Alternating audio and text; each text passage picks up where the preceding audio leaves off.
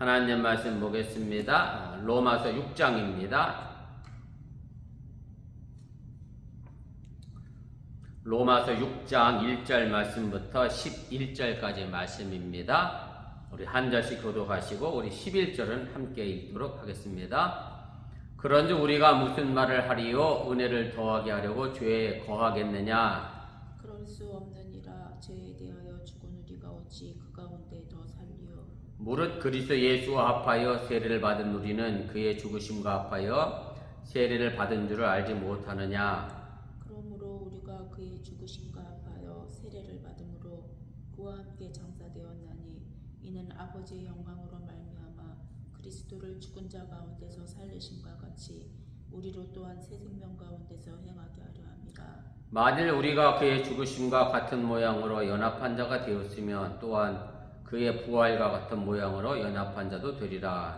우리가 알거니와 우리의 옛사람이 예수와 함께 십자가에 못 박힌 것은 죄의 몸이 죽어 다시는 우리가 죄에게 종노릇하지 아니하려 함이니 이는 죽은 자가 죄에서 벗어나 의롭다 하심을 얻었습니다. 만일 우리가 그리스도와 함께 죽었으면 또한 그와 함께 살 줄을 믿노니 이는 그리스도께서 죽은 자 가운데서 살아나셨음에 다시 죽지 아니하시고 사망의 다시기를 주장하지 못할 줄을 알미로라. 그가 죽으심은 죄에 대하여 한 번의 죽으심이요 그가 살아계심은 하나님께 대하여 살아계심이니 이와 같이 너희도 너희 자신을 죄에 대하여는 죽은 자요 그리스도 예수 안에서 하나님께 대하여는 살아있는 자로 여길지어다. 아멘.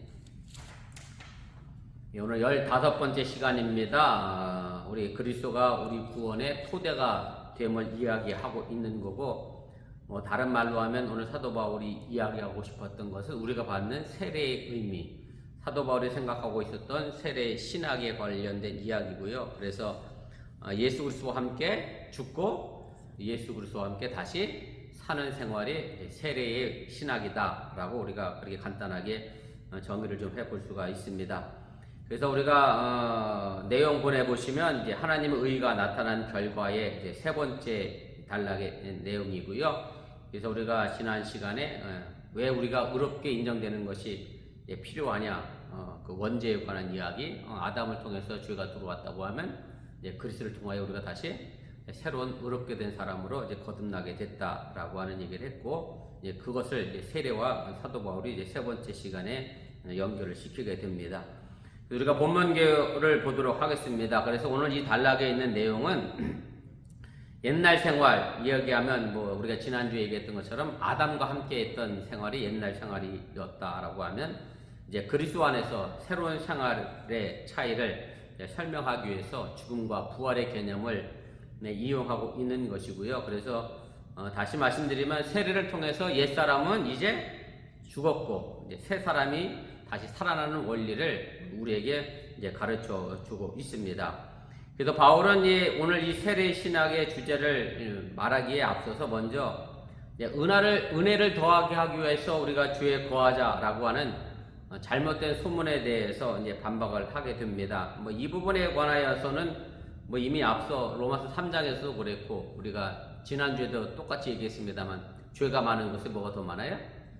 은혜가 더 많다. 죄를 많이 진 사람일수록 하나님의 은혜를 더 풍성히 받았다. 이런 바울의 신학에 대해서 사실은 적대자들이 뻔히 그 의미가 아닌 걸 알면서도 그럼 우리가 하나님의 은혜를 더 입기 위해서 더 많은 죄를 짓자. 이런 식의 잘못된 논박을 이제 하게 됐다라고 하는 얘기고, 근데 사도 바울이 이 슬로건에 대해서 명확하게 반대하는 근거가 분명합니다. 왜냐하면 예수 그리스도 안에 거하고 있는 우리들의 삶의 존재 자체가 이미 달라졌기 때문에, 위상이 달라졌기 때문에, 다시 말씀드리면 우리가 그리스도 안에서 구원을 받았기 때문에 더 이상 우리는 죄 속에 거할 수 없는 존재이기 때문에 우리가 더 이상 구원받고 난 이후에 하나님의 은혜를 더 많이 받자고 죄를 짓는 것은 불가능하다라고 하는 것을 이제 이야기를 하게 됩니다.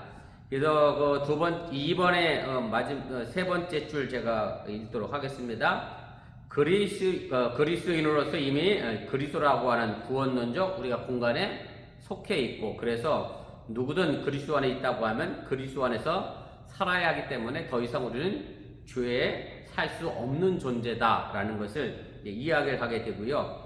그래서 세 번째입니다. 그리스도 안에 있다라고 하는 것은 무엇보다 예수님과 함께 죽었고 또 예수님과 함께 부활한다라고 하는 개념의 의미를 가지고 있고, 그래서 우리가 새로운 관계를 통해서 우리가 구체적인 삶의 전환을 이루어야 한다라고 하는 얘기고, 우리가 지난 시간에 말씀을 빌려서 얘기한다고 하면 옛사람 아담의 모습을 벗어버리고 이제 새로운 사람 그리스도인으로서의 삶을 우리가 살아가야 하는 것을 이제 이야기를 하게 됩니다.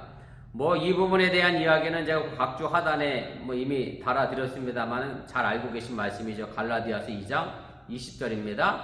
내가 그리스도와 함께 십자가에 못 박혔기 때문에 이제는 내가 사는 게 아니라 오직 내 안에 있는 그리스도께서 사시는 것이다 라고 하는 것을 분명하게 사도 바울이 이미 이야기를 하게 됩니다. 우리 본문 주석 차례대로 가면서 내용을 좀 더 심화해서 살펴보도록 하겠습니다. 그래서 아까 서론에도 잠깐 말씀드렸던 것처럼 만약 죄가 많으면 하나님의 은혜를 더 많이 우리가 받게 하기 위해서 그럼 우리가 죄에 거하자라고 하는 이 질문에 대해서 바울이 어떻게 대답을 하고 있느냐라고 하는 부분입니다. 오늘 1절, 2절에 있는 말씀의 내용 제가 읽고 다시 정리하도록 하겠습니다.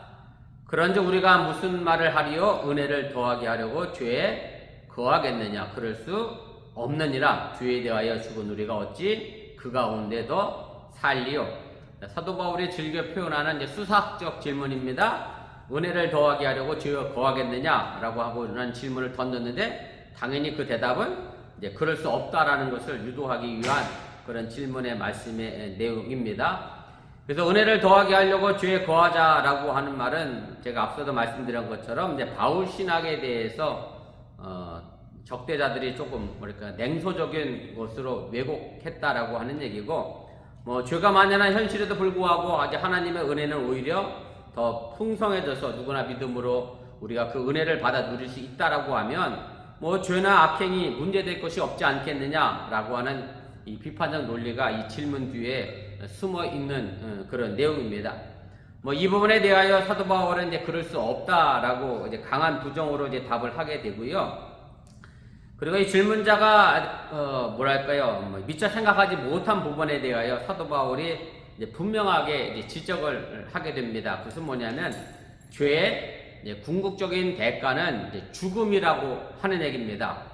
그래서 우리가 로마서 6장 20절에 이미 사도 바울이 그 죄의 싹은 사망이다 라고 하는 성경 구절을 기록을 해놨는데, 그래서 죄의 궁극적인 대가는 죽음이죠. 사망이죠. 그래서 죄를 짓게 되면 형벌을 받는 것이 마땅하고 그 형벌의 최고점은 결국 죽음이죠. 모든 나라의 법도 마찬가지이긴 합니다만은 사형이 가장 형벌의 최고점이고, 그리고 이것이 하나님의 공의라고 하는 것을 사도 바울이 이야기를 하게 됩니다. 그래서 구원받은 우리 기독교인들, 우리 크리스찬들은 이미 죄에 대해서 뭐한 사람이냐면 죽은 사람이에요. 그래서 최고점을 이미 형벌을 받은 사람이기 때문에 더 이상 우리가 죽어버릴 수 없다는 뜻을 담고 있습니다. 그래서 우리가 예수님의 십자가의 죽음에 우리가 믿음으로 동참함으로 해서 예수님의 죽음과 더불어 우리가 이미 온갖 죄에 대하여 죽었기 때문에 더 이상 우리가 죽을 게 없다라고 하는 얘기고, 우리는 더 이상 죄의 지배를 받는 사람들이 아니라,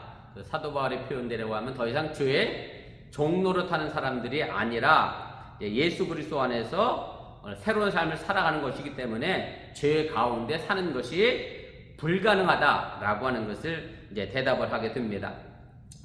가로 3번입니다. 그래서 기독교인은 이미 아담의 속성을 벗어버렸고 그리스도라고 하는 새 사람의 유형으로 그 존재 유상이 완전히 바뀌었기 때문에 죄와 무관한 새로운 구원의 공동체에 우리가 옮겨졌다라고 하는 얘기고, 요 비유가 조금 제가 쓰면서도 아닐 수도 있다라고 생각할 수 있는데, 여자분들은 안 그럴 수 있는데 남자분들은 그럴 수도 있거든요.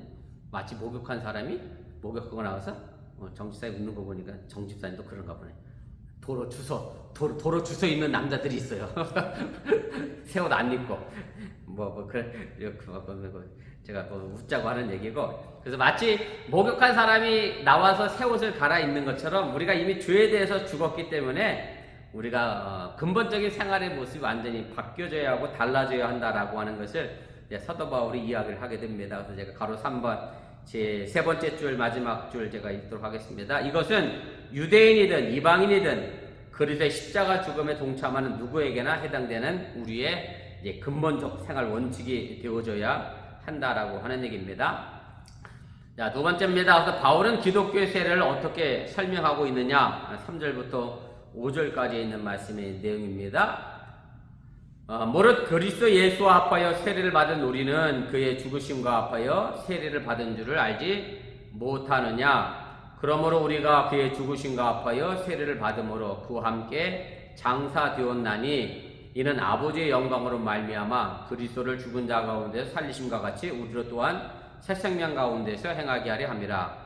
만일 우리가 그의 죽으심과 같은 모양으로 연합한 자가 되었으면 또한 그의 부활과 같은 모양으로 연합한 자도 되리라.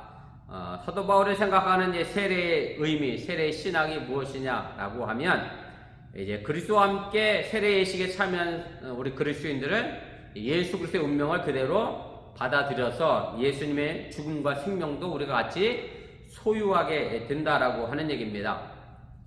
그래서 가로 2번의 내용이 이제 사실은 초대교회부터 전해 내려왔던 신앙의 이제 고백의 내용인데, 그리스도 합하여 세례를 받음으로 그와 함께 장사되었다라고 하는 얘기는 지금 우리가 일반적으로 하는 개신교가 행하는 약식 세례의 의미를 의미하는 게 아니라, 우리가 이제 쉽게 말하면 침수 상태의 침례를 생각해 보시면 이제 쉽게 연상이 됩니다. 그래서 우리가 침례를 받게 되면 물속에 완전히 이제 잠겨지게 되죠. 이것은 예수님과 함께 이제 매장된 사건으로 사도 바울이 이해를 하는 거고, 그리고 물속에서 다시 나오는 걸 이제 부활의 사건으로 연결시키게 됩니다. 그래서 그와 함께 장사되었다라고 하는 말의 의미가 우리 정직사님 잘 아시겠습니다만은 고대 장례 풍습에 순장이라고 하는 장례 제도가 있었잖아요. 주인이나 왕이 죽으면 그와 더불어서 함께했던 모든 사람들이 이제 묻히는 이제 그런 이제 순장을 연상시키게 되는데, 물론 사도 바울이 이 순장을 연상시켜서 말씀드렸다는 것은 아니고,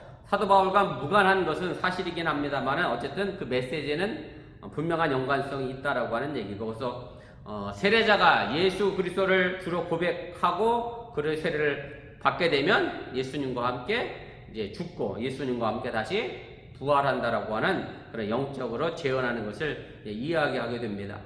가로 3번입니다. 그래서 이 예수님의 죽음, 그 다음에 예수님께서 묻혔다, 매장됐다, 그 다음에 부활됐다라고 하는 이 이야기는 이제 초대교회 메시지가 그대로 이제 적용이 되는 거고요.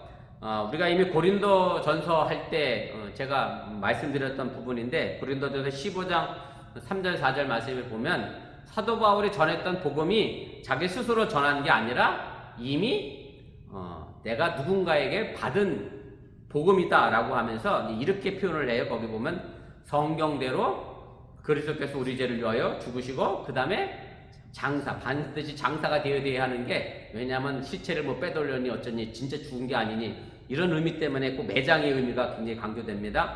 장사 지낸 바 되었다가 또 성경대로 사흘 만에 다시 살아났다라고 하는 그런 고백에 이제 기초를 하게 되고, 그래서 이 고백과 함께 이제 세례를 받은 세례자는 이제 그 세례의 행위를 통해서 예수님의 죽음과 또 매장과 부활을 함께 체험하고 또 다시 재현하는 그런 의미가 담겨져 있다라고 하는 얘기입니다. 3페이지 제일 꼭대기로 올라가도록 하겠습니다. 6절에 우리 옛사람은 이제 누구를 지칭합니까? 6절 7절 말씀의 내용입니다. 우리가 알거니와 우리의 옛사람이 예수와 함께 십자가에 못 박힌 것은 죄의 몸에 죽어 다시는 우리에게 죄에게 종로로 타지 아니하려 함이니 이는 죽은 자가 죄에서 벗어나 의롭다 하심을 얻었음이라. 계속해서 반복되는 말씀의 내용입니다만은, 오늘 여기 나와 있는 옛사람은 결론적으로 말씀드리면 아담과 그리스도라고 하는 지난 시간에 했던 그런 유형론에서 보면 옛사람 아담을 의미하는 거고, 좀 더 쉽게 얘기하면 우리가 예수 믿기 이전에 우리의 삶의 모습을 의미한다 라고 하는 겁니다. 그래서 예수님의 죽음에 동참하는 방식이 이제 세례라고 하면, 그래서 이로써 새겨지는 구체적인 죽음의 내용은 뭐냐면 우리의 옛사람을 우리가 똑같이 십자가에 못 박는 결단이 달려져 있다라고 하는 얘기고, 그래서 아담으로 대표되는 과거 유산의 청산이 바로 이 속에 담겨져 있는 거고, 그래서 뭐 여러분들 많이 들은 설교의 말씀이지만 날마다 우리가 내 삶의 모습을 주의 십자가에 못 박는 그런 삶의 모습을 우리가 살아가야 한다라고 하는 얘기고, 뭐 제가 또 이어서 조금 마지막 장에도 이야기하겠습니다만은 사도 바울이 고백했던 것처럼 우리는 날마다 죽노라. 그래서 뭐 우리가 뭐 목숨이 여러 개 있어 날마다 죽는다는 의미가 아니라 바로 예수님의 십자가에 내 옛날의 모습의 자아를 뭐랄까 못 박는 그런 행동의 모습이라고 하는 얘기입니다. 그래서 가로 3번 제가 그대로 읽도록 하겠습니다. 세례를 통해 그리스도의 십자가 죽음에 동참하는 행위는 이렇게 과거의 죄악된 요소를 소멸하는 강력한 단절의 효과를 가지게 되고요. 그래서 세례를 받고 하나님의 은혜를 맛본 사람은 이제 그 은혜를 더하려고 죄를 더 짓는다라고 하는 생각 자체가 애당초 잘못된 신학이었다라고 하는 것을 사도 바울은 이제 분명하게 이야기를 하게 됩니다. 그래서 일단 죽으면 죄로부터 해방되는 것이 자연스러운 이치라고 하는 얘기고, 그래서 죄를 짓는 수단과 대상이 완전히 제거되었기 때문에 우리는 이제 새로운 삶의 모습으로, 새로운 세계로, 또 새로운 피조물로서, 또 그리스도로서 우리가 살아가야 한다라고 하는 얘기입니다. 바로 이것에 대하여 사도 바울이 옛사람과 또 새사람에 관한 이야기를 대조시켰고, 사도 바울 이후에도 보면 이 말씀의 내용은 계속해서 성경에 그대로 나타나게 됩니다. 제가 각주 하단에 달아드렸는데요. 새로운 사람이라고 하는 것은 에베소 2장 15절에도 나오게 되고, 그 다음에 옛사람과 새사람에 대한 대립이 골로새 3장 9절부터 10절 말씀에도 나와 있음을 우리가 보게 됩니다. 마지막 4번입니다. 그래서 그리스도 안에 있다라는 뜻은 무엇을 뜻합니까? 8절부터 11절까지 말씀의 내용을 제가 길게 함께 묶었는데, 뭐 앞의 내용을 계속해서 다른 말로 반복하는 것이라 특별히 어려운 내용은 없습니다. 함께 보시면 좋겠습니다. 만일 우리가 그리스도와 함께 죽었으면 또한 그와 함께 살 줄을 믿노니, 이는 그리스도께서 죽은 자 가운데서 살아나셨음에 다시 죽지 아니하시고 사망이 다시 그를 주장하지 못할 줄을 알미로라. 그가 죽으심은 주에 대하여 단번에 죽으시며 그가 살아계심은 하나님에 대하여 살아계심이니, 이와 같이 너희도 너희 자신을 주에 대하여는 죽은 자요 그리스도 예수 안에서 하나님께 대하여는 살아있는 자로 여길지어다. 그래서 오늘 8절에 있는 말씀은 뭐 6장 이미 앞에서 4절 5절의 진술의 내용과 같은 내용이고요. 말을 바꾸어서 사도 바울이 반복하고 있는 것이고, 세례를 통해서 예수 그리스도와 함께 죽은 그 사건이 이제 과거 시제로 이제 처리가 됐고요. 또 예수님의 부활의 시제도 과거로 기록이 되어 있는데, 뭐만 미래로 남아 있느냐면 그리스도인이 다시 부활하는 것은 미래 시제로 이렇게 다뤄져서 사도 바울이 앞으로 우리도 부활할 것임을 이제 시사를 하고 있습니다. 가로 2번입니다. 그래서 9절에서 이제 예수님의 부활이 이제 소생이나 재생이 아님을 이제 분명하게 이야기를 하게 됩니다. 오늘 9절에 보면 이렇게 돼 있어요. 9절 제가 마지막 부분인데, 사망이 다시 그를 주장하지 못할 줄을 알미로라 이렇게 돼 있거든요. 그래서 사망이 다시 예수님을 주장하지 못한다라고 하는 얘기인데, 그래서 예수님의 부활이 소생이나 재생이 아니다라고 하는 얘기고요. 우리가 복음서 가운데 보면 죽었다 살아난 사람의 이야기가 있어요. 야이로의 딸도 그랬고, 또 나인성 과부의 아들도 그랬고, 또 마리아와 마르다 오빠 나사로의 죽음도 그랬고, 근데 이 사람들이 다시 살아났는데 그럼 또 안 죽었느냐? 또 죽었거든요. 그래서 이것은 소생에 그래서 또 다시 죽었는데, 예수님은 죽었다가 다시 살아났다가 부활하셨죠? 그랬다가 또 죽은 게 아니다 라는 것을 이제 사도 바울이 이야기하려고 그걸 분명하게 이제 이야기를 하게 됩니다. 그래서 만약 부활이 영생의 차원이나 하나님의 영광의 궁극적 동참이 아니면 예수님은 여전히 죽음의 족쇄로부터, 죽음이라고 하는 것으로부터 벗어날 수 없는데, 그러나 예수님의 죽음은 그런 죽음이 아니었고 또 예수의 부활이 소생이나 재생의 부활이 아니다라는 것을 이제 분명하게 이제 이야기를 하게 됩니다.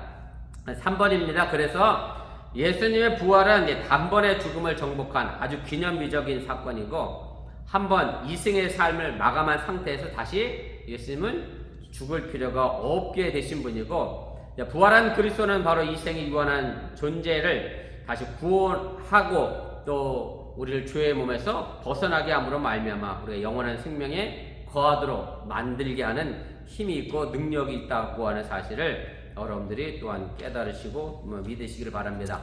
오늘 사도 바울이 여기가 알미다 라고 표현하는 단어를 썼습니다만 알미라는 단어를 또 다른 말로 표현하면 믿음이라고 하는 단어로 우리가 바꿀 수 있고요. 그래서 단순히 아는 게 아니라 우리가 믿는다라고 하는 것의 의미가 또 담겨져 있음도 기억하시면 좋겠습니다. 우리 4페이지 제일 꼭대기로 올라가도록 하겠습니다. 그래서 10절에서 이제 예수님이 이제 죽어야했다라고 되어 있는데 이렇게 되어 있어요. 제가 다시 읽어볼게요. 그가 죽으시면 죄에 대하여 단번에 죽으심이다 이렇게 되어 있습니다. 그래서 예수님의 죽음은 뭐 여러 번 죽는 죽음이 아니라 단 한 번 죽은 죽음이라고 하는 얘기고 사도 바울이 뭐 날마다 죽노라 라고 하는 개념의 그런 죽음이 아니다 라고 하는 얘기고 그래서 예수님의 죽음은 반복될 수 없는 이례적 사건으로서의 대속의 공로를 가지고 있음에 대하여 분명하게 이야기를 하게 됩니다.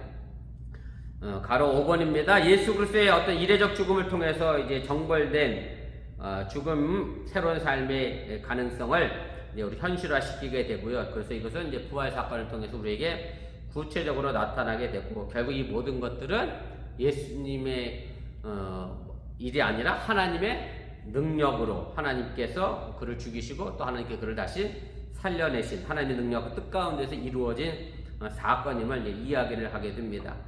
그래서 이제 11절에 이제 예수 그리스도 아니라고 하는 그런 단어가 나오는데 사실 이 그리스도 아니라고 하는 이 신학은 사도 바울에게서 굉장히 중요한 신학이고요. 또 이 그리스도 안에라고 하는 단어의 의미는 성령 안에서라도 이제 같은 의미고 뭐 헬라어로도 똑같습니다.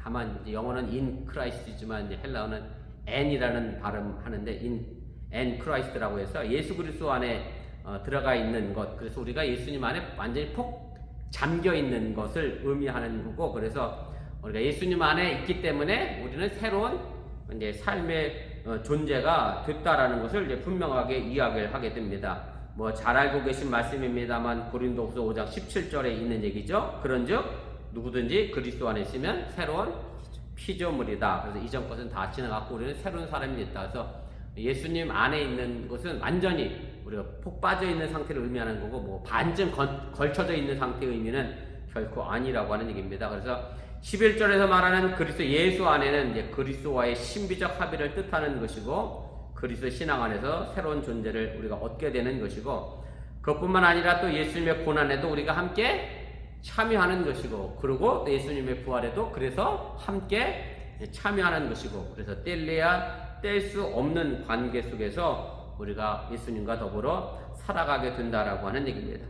마지막 7번입니다. 그래서 그리스도 안에 있다라고 하는 것은 성령 안에 있다라고 하는 의미도 되기도 하고 그래서 그리스도 아니라고 하는 이 표현은 바로 우리 그리스도인들의 새로운 존재 현실을 분명하게 지시하는 거고 과거 옛사람 아담의 모습을 이제 청산하고 또 예수님께서 베푸신 구원의 대열에 우리가 참여하게 되고 그래서 우리가 새로운 삶의 존재로 우리가 살아가고 있다라고 하는 것을 우리가 잊지 마시길 바라고요.